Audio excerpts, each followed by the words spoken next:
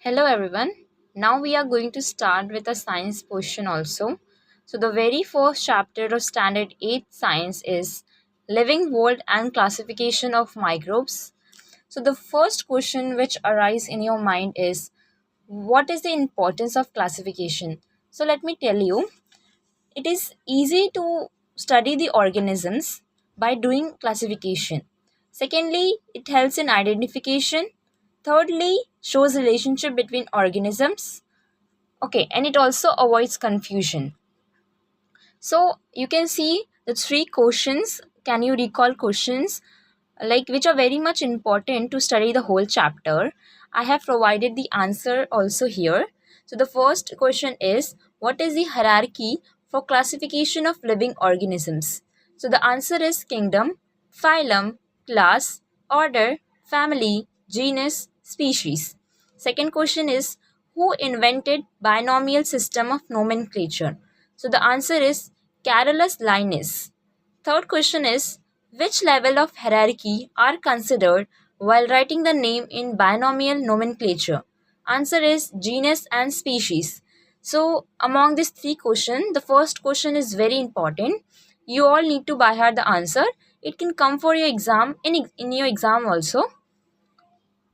Yeah, now start with the chapter biodiversity and need of classification. So in the very starting only I have told you the importance of classification. Now just read this. Last year we learned that all living organisms on earth have adapted according to geographic regions, food injection, defense, etc. While adapting, many differences are observed in the organism of same species too.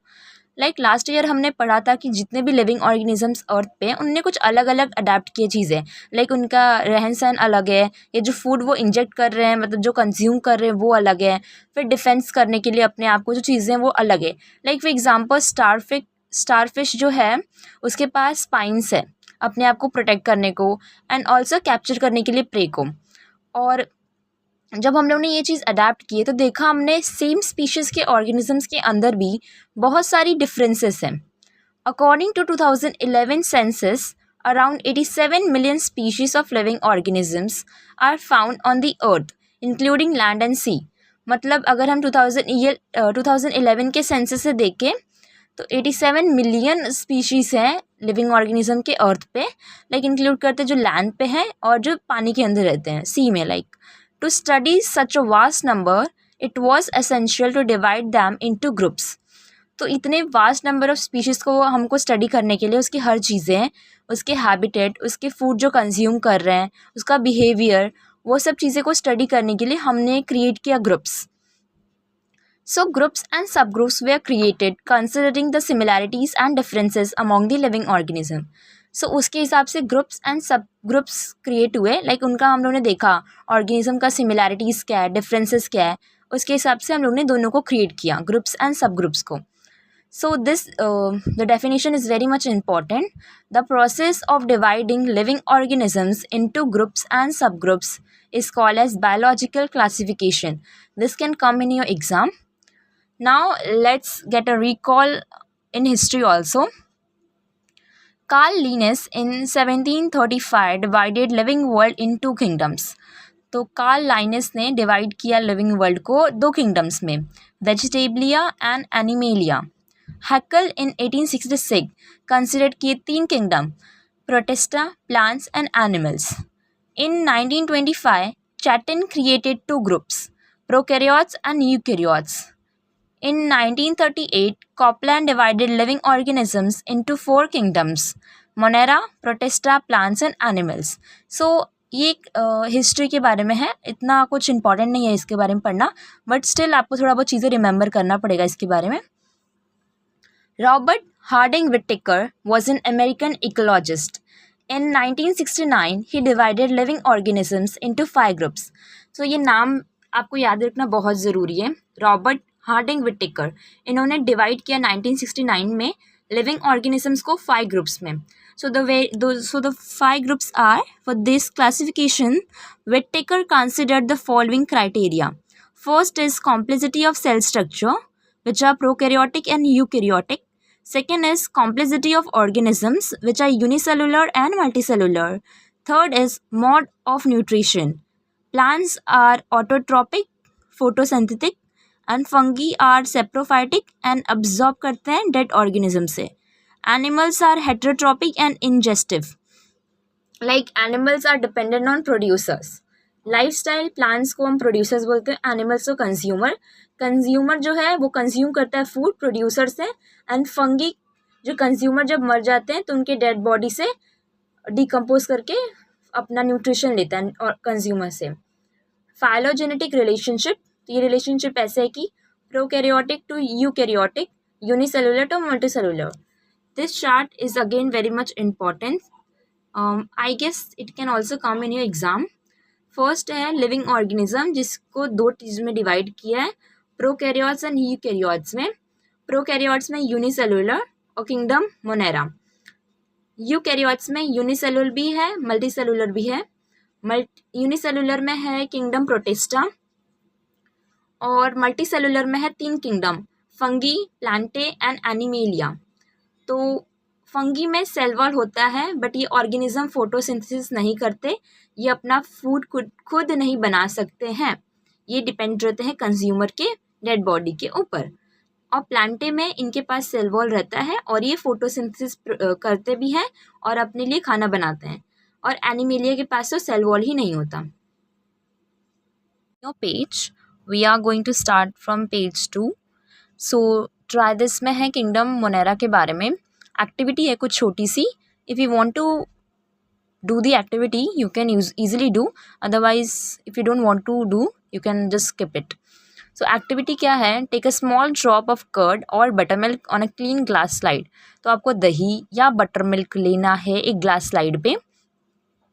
dilute it with a little water, उसको एकदम dilute करना है like water add करके. carefully keep a cover slip, एक छोटा सा cover slip होता है उसको slide के ऊपर रखो. Observe it under high power of compound microscope. So इसको simple microscope में नहीं बल्कि compound microscope में observe करना है. What did you see? तुम जो भी चीज़ें देखोगे उसको लिखना तुम, ठीक है. बट एक्चुअली इधर प्रोवाइड किया है answers.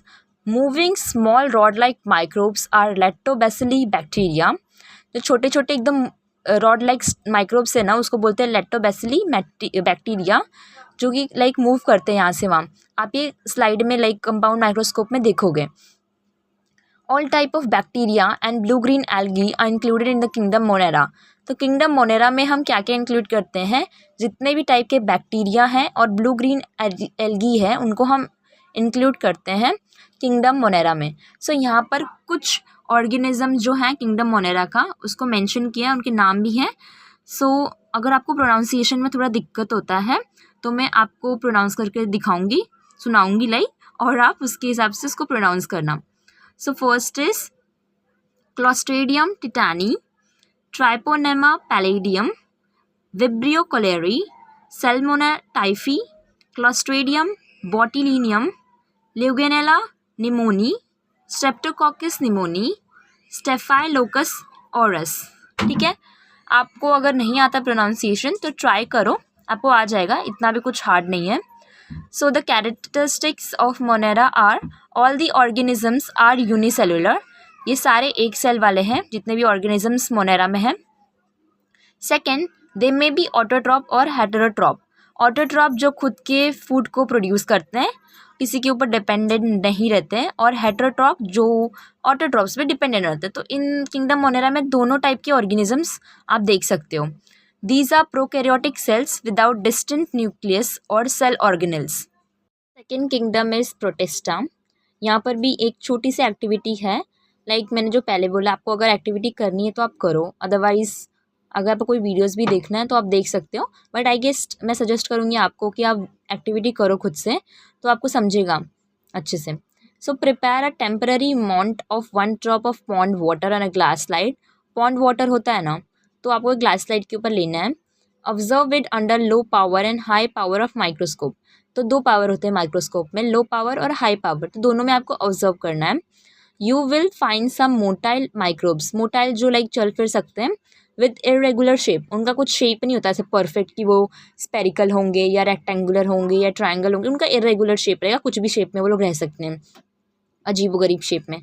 These are amoeba. Amoeba I guess आप सबको पता होगा कि उसका शेप कुछ होता ही नहीं है, देखो अमीबा ऐसा दिखता है, मतलब कुछ शेप ही नहीं होता, ठीक है। तो कैरेक्टरिस्टिक्स क्या है, Protista are single cell organism, इनके पास भी एक ही सेल होता है, विथ वेल डिफाइंड न्यूक्लियस, अच्छा सा इनके पास मतलब वेल डिफाइंड न्यूक्लियस होता है, अनक्लोज्ड इन अ न्यूक्लियर मेम्ब्रेन, इनके पास न्यूक्लियर मेम्ब्रेन भी होता है जिसके अंदर एनक्लोज रहता है nucleus. Second, they have pseudopodia और हेयर लाइक सीलिया और whip like flagella for locomotion, locomotion मतलब चलने फिरने के लिए उनके पास सूडोपोडिया मतलब फॉल्स हेयर लाइक सीलिया रहेंगे या विप लाइक फ्लैजिला रहेगा। Autotrophs example Euglena, Volvox contain chloroplast, chloroplast I guess you all know green pigmented organelles रहते हैं। हेट्रोट्रॉप्स हैं अमीबा, पैरामोशियम। उसके बाद हम थर्डली स्टडी करेंगे kingdom fungi. Third kingdom is fungi. फिर से यहाँ पर एक एक्टिविटी है, take a moist piece of bread और bhakri and keep it in a container with lid for 2 to 3 days. After 2 to 3 days, a fine cotton thread like tuft is found growing on the surface of the bread. Prepare a temporary mount of few threads from the culture and observe it under the microscope. तो क्या करना है हमको, पहले एक piece लेना है bread या भाकरी मतलब रोटी का, और उसको एक कंटेनर में रखना है 2-3 दिन के लिए। आफ्टर 2-3 दिन के बाद से हमको दिखेगा कि वो ब्रेड या भाकरी पे fine cotton thread like tuft grow हुआ है। तो हमको उससे जो फाइन थ्रेड लाइक कॉटन जैसे जो है ना टफ्ट, उसको लेकर ग्लास साइड पे रख के मतलब उसका एक टेम्पररी माउंट बनाना है और फिर उसको हमको ऑब्जर्व करना है माइक्रोस्कोप के अंदर। और ये है फंगी का डायग्राम, कुछ ऐसा दिखता है फंगी। उसके बाद से कैरेक्टरिस्टिक्स क्या है, these are non growing eukaryotic heterotrophic organism, मतलब ये खुद का खाना नहीं बनाते, ये दूसरों के ऊपर डिपेंडेंट रहते हैं। Most of them are saprophytes, saprophytes मतलब they feed upon decaying organic matter, मतलब सड़े गड़े चीज़ों पे ये लोग फीड करते हैं, लाइक कोई ऑर्गेनिज्म मर गया है उससे ये लोग न्यूट्रिशन लेते हैं। The cell wall is made up of tough and complex sugar called chitin, उनका जो सेल वॉल है वो एकदम टफ मजबूत और कॉम्प्लेक्स शुगर से बना है, उसका नाम है काइटिन। ये पॉइंट बहुत इंपॉर्टेंट है, this can come in your exam. Some fungi are thread like and many nuclei are present in the cytoplasm. So बहुत सारी फंगी जो एकदम थ्रेड लाइक रहते हैं और बहुत सारे न्यूक्लियाई प्रेजेंट रहते हैं इनके साइटोप्लाज्म में। एग्जाम्पल है फंगी का बेकर्स ईस्ट, एस्परगिलस फंगस जो कॉर्न पे लग जाते हैं, और penicillium mushrooms. Though many system of classification are introduced after the Whittaker's, his 5 kingdom system is widely accepted, मतलब system of classification Robert Harding Whittaker के बाद भी बहुत सारे आए थे, पर सबसे ज़्यादा फेमस विटेकर का हुआ और वो वाइडली एक्सेप्टेड है। उसके बाद classification of microbes among the living organisms, micro organisms are largest in number, मतलब जितने भी जीव हैं अर्थ पे माइक्रो ऑर्गेनिज्म सबसे लार्जेस्ट है नंबर में, hence they are classified as micro organism है प्रोकैरियोट्स और यूकैरियोट्स। फिर प्रोकैरियोट्स में बैक्टीरिया, यूकैरियोट्स में प्रोटिस्टा, फंगी, एल्गी। प्रोकैरियोट्स के पास ट्रू न्यूक्लियस नहीं होते और यूकैरियोट्स के पास ट्रू न्यूक्लियस होते हैं। यहाँ पर कुछ डायमेंशन है, आप देख लेना। उसके बाद से बैक्टीरिया का साइज मेंशन किया है, यूनिसेलुलर होते हैं, एक ही सेल होता है, इंडिपेंडेंट पैरासिटिक ऑर्गेनिज्म, ठीक है। उसके बाद से sometimes many bacteria together form colonies. Parasitic मतलब फॉर एग्जांपल वो लोग सक करते हैं ब्लड या न्यूट्रिशन कोई डेड डिकेइंग ऑर्गेनिक मैटर से लेते हैं, और समटाइम्स बैक्टीरिया बहुत सारे इकट्ठा होकर कॉलोनीज बनते हैं। बैक्टीरियल सेल इज़ प्रोकैरियोटिक, एक सेल के होते हैं, सेल वॉल होता है बट न्यूक्लियस और सेल ऑर्गेनल इनके अंदर एब्सेंट होता है। They reproduce by simple binary fission, ये लोग रिप्रोडक्शन करते हैं सिंपल बाइनरी फिशन से। In favourable condition bacteria grows vigorously and can double their number in 20 minute, 20 minute में ये लोग डबल कर सकते हैं अपने नंबर को रिप्रोडक्शन करके, लाइक फेवरेबल कंडीशन में। ये कुछ बैक्टीरिया हैं, उनका लाइक शेप है coccus bacillus vibrio comma shape में दिखते हैं, और spirillum. Then we have protozoa का भी साइज दिया है approximately. Now turn the page और will begin with page number 4। So यहाँ मेंशन है प्रोटोजोआ के बारे में, उसका साइज मेंशन किया अप्रॉक्सीमेटली कितना होता है। Protozoans are found in soil, fresh water and sea water. तो प्रोटोजोआ कहाँ मिलते हैं हमको, सॉइल में मिल सकते हैं, फ्रेश वाटर में या सी वाटर में मिलते हैं। Some are found in the body of other organism, और कोई कोई जो होते हैं ना प्रोटोजोआ, वो दूसरे ऑर्गेनिज्म की बॉडी के अंदर पाए जाते हैं। एंड आर पैथोजेनिक, ये पैथोजेनिक होते हैं, डिसीज कॉजिंग होते हैं। These are unicellular organisms with eukaryotic cell, एक सेल वाले ऑर्गेनिज्म होते हैं और इनके यूकैरियोटिक सेल होते हैं। There is great variation in cell structure, इनका सेल का स्ट्रक्चर बहुत डिफरेंट होता है। Organs of locomotion and modes of nutrition among protozoans, so इनका सब कुछ डिफरेंट होता है, locomotion, mode of nutrition, everything is different among protozoa. These organism reproduce by simple cell division, तो ये लोग रिप्रोडक्शन करते हैं सिंपल सेल डिवीजन से। एग्जाम्पल है amoeba, paramecium, free living in dirty water है ये लोग, और entamoeba histolytica causes amoebiasis, plasmodium vivax causes malaria, and euglena are autotrophic. So ये सब चीज़ें आपको बहुत अच्छे से रिमेंबर करना है। इसमें कुछ ऐसा एक्सप्लेनेशन नहीं है, बट सारे टर्म्स और जितने भी पॉइंट्स है आपको अच्छे से पढ़ना पड़ेगा, जितने भी कैरेक्टरिस्टिक्स है प्रोटोजोआ के बारे में। ये पैरामीशियम का डायग्राम है, एंटमीबा का, प्लाज्मोडियम एंड सेक्रोमाइसिस, ये सारे डायग्राम से अच्छे से आप देखोगे तो थोड़ा आपको समझेगा। फिर फंगी का भी अप्रॉक्सीमेटली साइज दिया है, तो आप वो देख लेना। उसके बाद these are found on decaying organic matter and dead bodies of plants and animals. Like मैंने पहले ही बोला, फंगी कहाँ पर आपको दिखेंगे, dead and decaying organic matter, dead bodies जो होते हैं ना प्लांट्स एंड एनिमल्स के, उस पर सड़े गड़े कचरों पे मिलते हैं। These are eukaryotic organism, like ये लोग यूकैरियोट्स होते हैं। Some are unicellular and are visible with naked eyes, कोई कोई यूनिसेलुलर भी होते हैं, और सम आर मल्टीसेलुलर ऑल्सो, और इनको हम लोग विजिबली देख सकते हैं नेकेड आइज से। कोई कोई को लाइक सेप्रोफाइटिक होते हैं ये लोग, dead and decaying organic matter पे उनसे न्यूट्रिशन लेते हैं, एब्जॉर्ब करते हैं their food from decaying organic matter. They reproduce sexually and asexually by cell division और बाय बर्डिंग, ये लोग सेक्सुअली और असेक्सुअली दोनों तरीके से रिप्रोडक्शन करते हैं, सेल डिवीजन से और बाय बर्डिंग से। एग्जाम्पल है bakers yeast, candida and mushroom. Fourth is algae, algae का भी साइज मेंशन किया है। दे आर एक्वेटिव, मतलब ये लोग पानी में मिलेंगे, एक्वेटिक। यूकैरियोटिक है, यूनिसेलुलर ऑटोट्रॉपिक ऑर्गेनिज्म, आपको सारे टर्म्स पता है।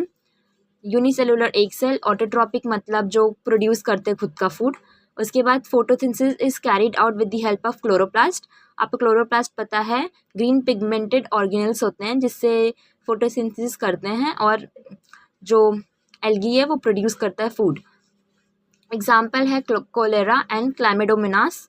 Very few species of algae are unicellular, बहुत कम ही स्पीशीज हैं एल्गी के जो यूनिसेलुलर है। Most of them are multicellular, मतलब बहुत सारे सेल के होते हैं multicellular. Unvisible and naked eyes से, मतलब हम अपने नेकेड आइसिस को देख सकते हैं एल्गी को। वायरस के बारे में पढ़ेंगे तो वायरस का साइज मेंशन किया है, कुछ अप्रॉक्सीमेटली 10 नैनोमीटर से 100 नैनोमीटर तक है। Generally viruses are not considered as living organism, मतलब ऐसा माना जाता है कि जो वायरस होते हैं ना वो लिविंग ऑर्गेनिजम्स नहीं है, और they are said to be organisms at the edge of living and non living, मतलब ये सेमी है, मतलब ना ये लोग लिविंग है ना ये नॉन लिविंग, ऐसा माना जाता है। They are studied under microbiology, इसको हम माइक्रोबायोलॉजी के अंदर स्टडी करते हैं। सो कैरेक्टरिस्टिक्स है कुछ ऐसा वायरस का। वायरसेस आर एक्सट्रीमली माइन्यूट, बहुत छोटे होते हैं, like they are 10 to 100 times smaller than bacteria. सोचो बैक्टीरिया खुद इतने छोटे होते हैं, उनसे छोटे वायरस होते हैं 10 to 100 times, and can be seen only with electron microscope. तो ना कंपाउंड ना सिंपल, हम इसको इलेक्ट्रॉन माइक्रोस्कोप के अंदर देखेंगे। सेकेंड पॉइंट है they are found in the form of independent particles, like ये लोग किसी के ऊपर डिपेंडेंट नहीं रहेंगे, ये लोग इंडिपेंडेंट है, कहीं भी यहाँ वहाँ मिल जाएंगे।